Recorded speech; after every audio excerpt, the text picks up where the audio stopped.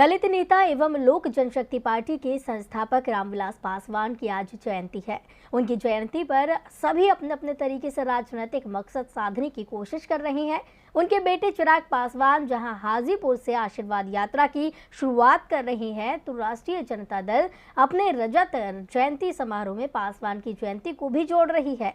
वहीं लोजपा और एनडीए के बनते बिगड़ते रिश्तों के बीच प्रधानमंत्री नरेंद्र मोदी ने अपने पूर्व सहयोगी रामविलास पासवान को अपने अंदाज में याद किया और श्रद्धांजलि दी। आइए देखते हैं ये रिपोर्ट। बिहार चुनाव के वक्त से लोजपा और एनडीए के बीच रिश्तों के तार उलझ गए हैं। रामविलास पासवान के निधन के बाद उनके बेटे चिराग पासवान ने पार्टी की कमान संभाली और तय किया कि लोजपा बिहार में एनडीए के साथ नहीं रहेगी।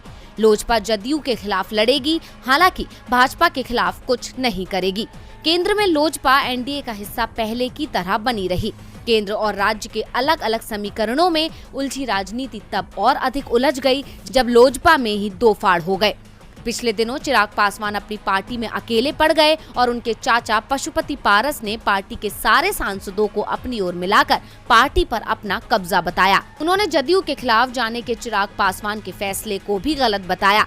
इधर चिराग ने खुद को हनुमान बताकर अपने राम यानी मोदी जी से मदद की उम्मीद जतलाई, तो उधर पशुपति पारस ने उम्मीद बांधी कि उन्हें मंत्रिमंडल का हिस्सा बनाया जाएगा।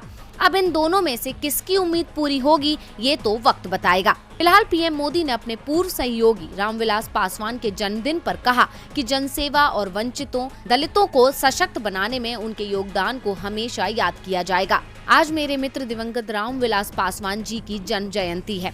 आज उनकी कमी बहुत खल रही है। वह भारत के सबसे अधिक अनुभवी सांसदों और प्रशासकों में से एक थे। जनसेवा और वंचितों के सशक्तिकरण में उनके योगदान को हमेशा याद किया जाएगा।